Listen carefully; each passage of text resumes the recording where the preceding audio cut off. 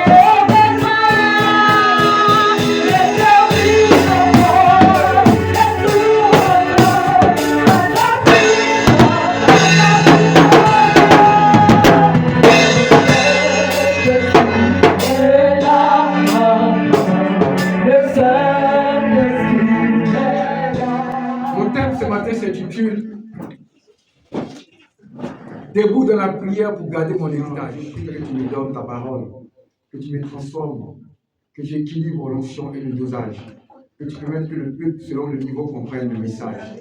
Permets que toutes les personnes qui me suivent en ligne bénéficient de cette grâce et que cela soit répandu à travers le monde entier et que ce message touche des milliers de personnes de manière éternelle. Au nom de Jésus-Christ, quelqu'un me dit Amen. Amen. Debout en prière pour garder mon héritage. Pourquoi ce matin, le Seigneur me donne ces thèmes? Le Seigneur me donne ces thèmes parce qu'il y a beaucoup qui finiront cette terre qui ne se réjouiront jamais de l'héritage de leur Père, même de l'héritage de l'Église. Beaucoup parmi nous vivront, mais ils n'auront jamais la grâce de prophétiser. Ils n'auront jamais la grâce de parler en langue. Ils n'auront jamais la grâce de vivre comme des reines et des rois. Pourquoi? Parce que quelque part, ils ne sont pas debout. Le texte qu'on vient de lire est un texte royal, historiquement. Et Samuel chapitre 4. La Bible nous dit qu'il y avait un moment, Israël a connu une guerre contre un peuple qu'on appelle les Philistins. La Bible dit qu'Israël a fait introduire l'arche de Dieu dans leur camp. Or, quand on te parle de l'arche de Dieu, on te parle du secret de Dieu. On te parle du trésor de Dieu. On te parle à la lumière de la puissance de Dieu. Donc, quand la puissance de Dieu est là, on a la victoire. Quand la puissance de Dieu est là, on a le témoignage.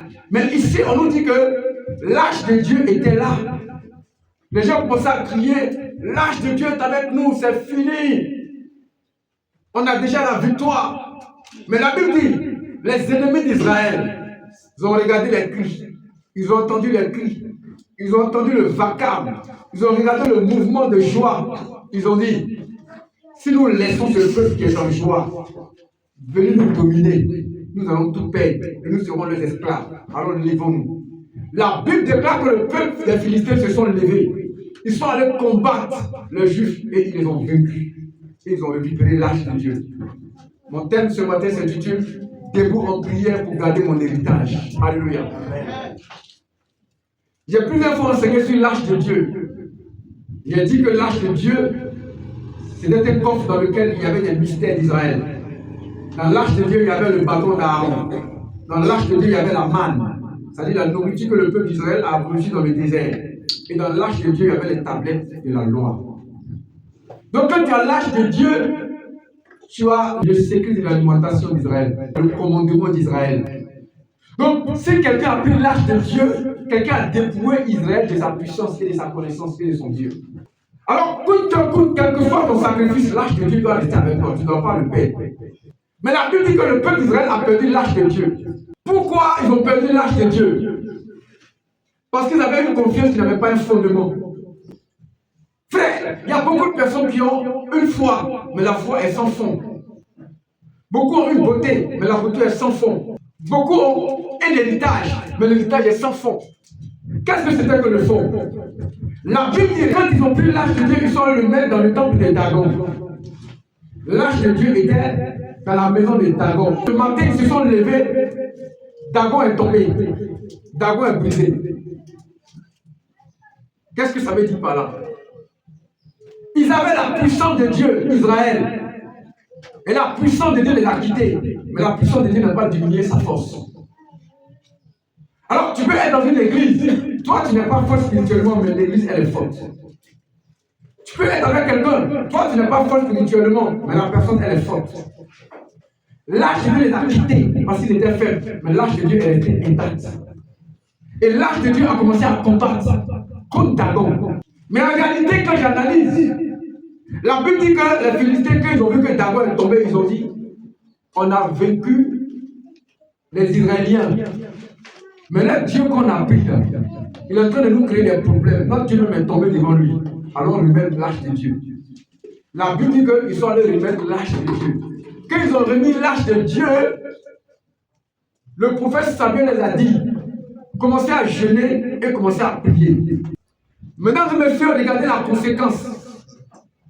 Quand l'âge de Dieu a été pris, il y a eu une conséquence.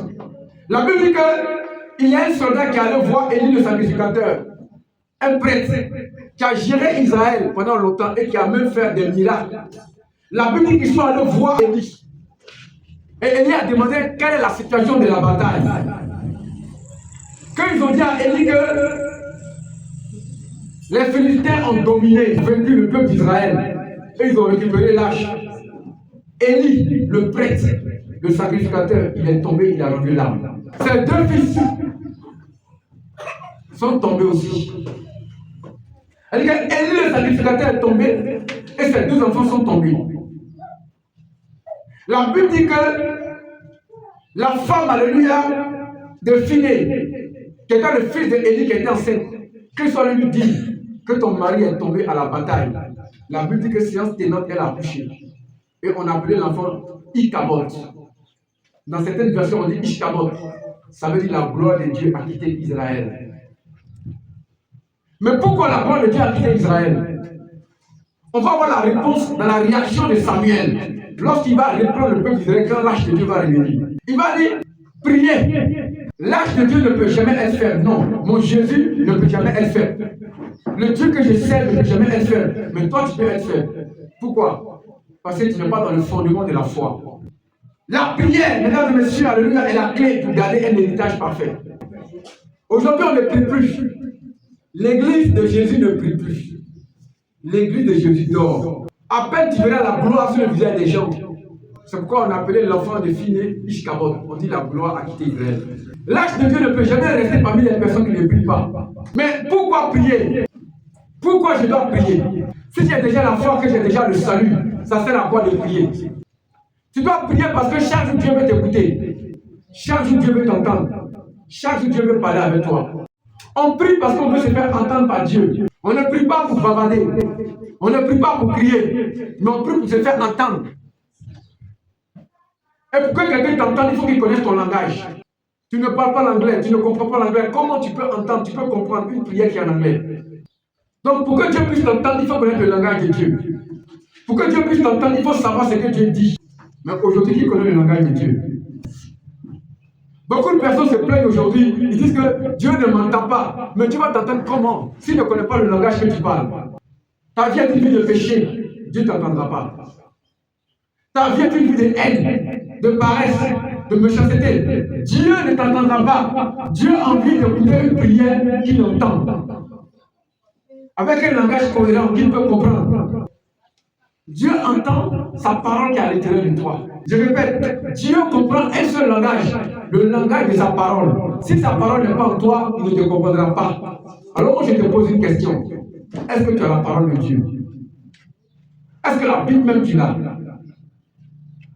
Est-ce que le mercredi tu viens pour te renseigner, pour écouter, pour apprendre la parole de Dieu? Mais tu dis quoi à Dieu alors? Tu veux lui parler en guéret, Dieu ne comprend pas le guéret. Tu veux lui parler en boulot, Dieu ne comprend pas le boulot. Ce que Dieu comprend, c'est ta parole. Dieu ne comprend pas le louche, il comprend sa parole. Quand tu lui parleras de Jésus, Dieu te comprendra. Quand tu lui parleras d'amour, Dieu te comprendra. Quand tu lui parleras de pardon des péchés, Dieu te comprendra. Dieu comprend sa parole. Vous croyez que le peuple juif ne priait pas, il priait. Mais Dieu ne les entendait pas. Parce qu'ils étaient loin de la parole de Dieu. Dieu écoute sa parole. Quand je prie Dieu, je dis Seigneur, souviens-toi de moi, car tu es mon berger. Quand je marche dans la vallée de l'ombre de la mort, je ne crains aucun mal, parce que tu es avec moi. Quand je lui tends le psaume 23, Dieu m'écoute, il me connaît. Parce que ce qu'il connaît, c'est sa parole. Il veut entendre sa parole matin, midi, soir. Pourquoi les anciens ont créé la prière? Ils ont créé la prière afin qu'on puisse toucher Dieu. Dieu veut qu'on toucher Dieu. Frère, une personne qui a dit qu'il t'aime, qui t'a jamais touché comme il t'aime.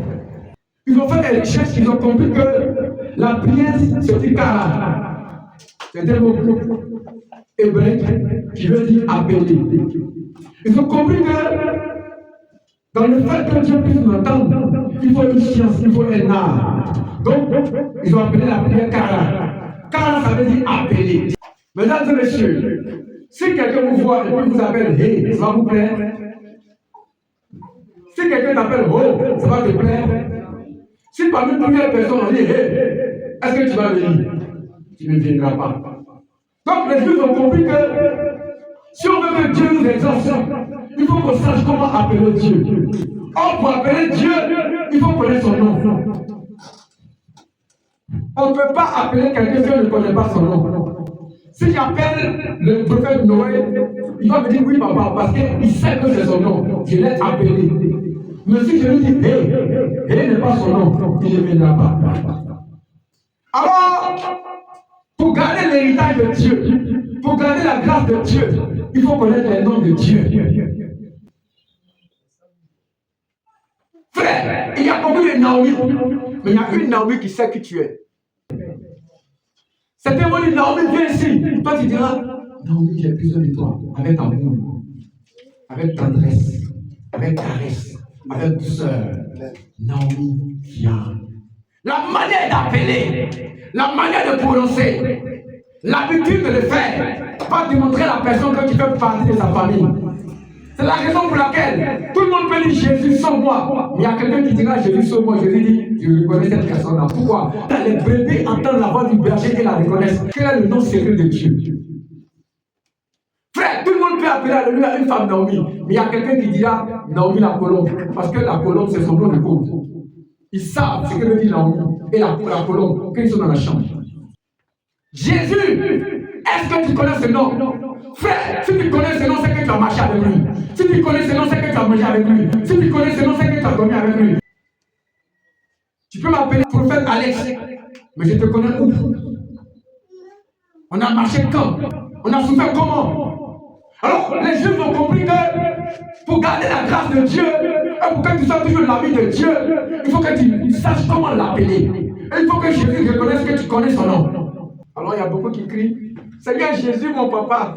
Quand Jésus te regarde comme ça, il dit, qui est ton papa? Tu me connais où? Quand il y a des rendez-vous, tu n'es pas là. Quand on dit que la Pâque, c'est ma fête, tu es au village. Quand on dit que la Pentecôte, c'est ma fête, tu es au village. Quand on dit qu'il y a des veillées de prière, tu es dans ton commerce. L'appellation Kara. Kara, c'est l'art d'appeler Dieu, l'art de connaître Dieu, l'art de connaître le nom de Dieu, l'art d'être familier à Dieu, l'art d'être connecté à Dieu, l'art de savoir évoquer Dieu par son appellation, par son identité. Kara. Quelqu'un me dit Kara. Les Juifs vont chercher encore pour savoir comment garder dorénavant Dieu dans leur présence. Ils ont dit, bon, on a découvert qu'il faut savoir appeler Dieu, il faut être connecté à son nom. Alors qu'ils ont dit Palal. Quelqu'un me dit Palal. Palal. Palal, ça veut dire prier de manière répétée. Quand quelqu'un insiste, il faut le respecter. Hein. Il y a une fille qui m'a dit, je ne comprends pas, il y a quelqu'un qui m'a dragué pendant 20 ans. Ah, il a le cardio pendant 20 ans. Elle s'est mariée, il dit j'attends. Pendant 20 ans, il est là. Jusqu'à ce qu'elle divorce et puis la récupérer. C'est avec mon palal. Toi, tu as prié 2 jours seulement pour ton mari, tu es découragé. Moi, j'ai parlé à Dieu, il ne m'a pas écouté. Toi, tu as prié combien de fois? Donc, moi, j'ai prié pour que Dieu me bénisse, mais ça ne va pas. Tu as prié pendant combien de fois? Tu as jeûné pendant combien de fois? Il dit dans sa parole, priez sans cesse, car vous ne savez ni l'heure ni le jour. Si j'ai prié aujourd'hui que tu m'as pas écouté, je prie demain. Je prie le surlendemain. Je prie jusqu'à ce que Dieu soit agacé. Donc Donc les gens ont compris que si Dieu ne te répond pas, il faut insister, il faut répéter, il faut continuer, il faut demander en faveur, dans la répétition, dans l'agacement. Sinon tu vas perdre ton héritage. Alors moi j'aimerais vous exhorter de continuer à prier. Prier, ça veut dire que je suis debout. Prier, ça veut dire que je suis arrêté. Prier, ça veut dire que je me fais entendre par Dieu. Prier, ça veut dire que Dieu exauce. Prier, ça veut dire que je touche Dieu. Regardez le peuple d'Israël. Face aux Philistins qui prient d'abord, ils ont été vaincus parce qu'ils ont arrêté de prier.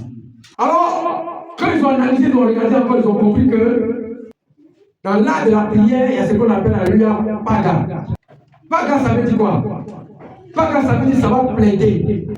Toi, tu as combien de dégâts? Tu viens pour qu'on te tolère et c'est toi qui cries. On dit tu as péché, toi tu cries, c'est toi qui cries. Seigneur, il faut me bénir. On t'appelle pécheur. Comment un voleur peut aller crier sur un commissaire pour voir sa liberté? Donc, paga, c'est l'art de plaidoyer devant Dieu. Seigneur, je te demande pardon. C'est celui pour lequel, alléluia, je vis. Je sais que j'ai fait des choses qui sont désagréables. C'est la beauté du ciel que je n'ai jamais vue. Plaidoyer. Donc je dis, beaucoup sont fâchés contre Dieu. Dieu, c'est ton camarade. Seigneur, accorde mon mariage. Tu ne donnes pas mon mariage, je viens faire l'église. Tu ne donnes pas mon mariage, je ne chante plus. Toi, ta vengeance, c'est de rester à la maison. À qui tu fais du mal? Le peuple d'Israël, lorsqu'ils ont péché, on les a arrachés l'âge. La Bible dit que l'âge a détruit Dagon. Mais le peuple d'Israël était fait. Dieu ne change pas. Si toi, tu te mets à lui en conflit contre Dieu, c'est pas qui paie. Dieu reste à lui souverain. Est-ce que je parle de quelqu'un? La plaidoirie devant Dieu, c'est dit paga. Il faut apprendre à plaider avec des mots choisis, avec des actes qui montrent réellement que tu reconnais ton tort et que tu veux que Dieu t'accepte. Donc la plaidoirie, c'est l'art de savoir pardonner Dieu, l'art de savoir exprimer ses vœux à Dieu, l'art de savoir toucher le cœur de Dieu. Quelqu'un me dit Amen. Amen. Alors, je vais vous parler maintenant d'un dernier point. Il y a beaucoup de points, mais je vais vous parler d'un dernier point. Le dernier point, c'est Zach. Zach, qui est avec moi Zach. Zach, ça veut dire tout simplement savoir pleurer devant Dieu. Il y a beaucoup qui ont des larmes de crocodile, des fausses pleurs, des fausses appellations. Zach, c'est le fait de savoir crier à Dieu avec ses larmes. Il y a certaines personnes qui prient dans le désordre. Là, il prie, mais il ne comprend pas. Elle a couché sur son lit, pied gauche au nord, pied gauche à droite, bouche ouverte, elle ne s'est pas brossé les dents. Elle veut dormir, elle lui a voici son mec qui est arrivé au zénith. Il va dire Seigneur, Seigneur, j'ai sommeil, il faut me protéger. Et puis elle dort. Les gars, sommeil, c'est quand il fait ça. C'est quand elle mange, qu'elle a nourriture dans le ventre, elle dit Seigneur, il faut venir la nourriture. La nourriture est dans le ventre, et tu pries. C'est crédit de prier avec Dieu seulement. Donc certains lui ça sert mal. Certains prennent les mauvaises postures. Alors que les juges ont compris que Dieu a dit l'autorité et qu'on ne doit pas s'arrêter n'importe comment pour prier. Dieu avec moi la posture debout. Dans le jargon des prophètes, on appelle cette position du bâton. Je suis debout pour prier. Mais pourquoi je peux m'arrêter? Frère, quel serpent est dans ta maison, est-ce que tu as assis? Toi, ton problème, c'est pas de tirer ton lit pour prier. Frère, quelqu'un dit que tu es en prison, tu n'as pas le droit de t'asseoir pour prier. Position debout. C'est ce qu'on appelle la position du bâton. Et c'est Moïse qui a développé ça. Moïse était toujours arrêté quand il priait. Les mauvaises postures de prière amènent des mauvais résultats dans la prière. Ton mariage t'a d'avenir, position debout. Ta guérison t'a d'avenir, position debout. Tu as un conflit avec les sorciers, position debout. Rien ne va, position debout. Tu enseignes, tu as envie d'enlever. C'est chaud sur toi, c'est dur sur toi. Position debout. Amen. Dans ta famille, tout le monde tombe de manière prématurée. Position debout. Amen. Tu as zéro dans ta poche. Tu ne sais pas comment manger. Et le désir t'attire les femmes. Position debout. Est-ce que je parle au cœur de quelqu'un? On s'arrête quand il y a urgence. On s'arrête lorsque c'est grave. On s'arrête lorsque tout va mal. 1 Samuel 1, 29. Marc chapitre 11, verset 25. Position debout. Marc chapitre 11, verset 25. 1 Samuel chapitre 1, verset 26. Genèse, chapitre 18, verset 22, position debout. Genèse 18, verset 22, 1 Samuel 1, verset 26, Marc 11, verset 25. Quelqu'un me dit Amen. Maintenant, toi, tu as péché. Et toi, tu veux t'arrêter devant Dieu, c'est normal.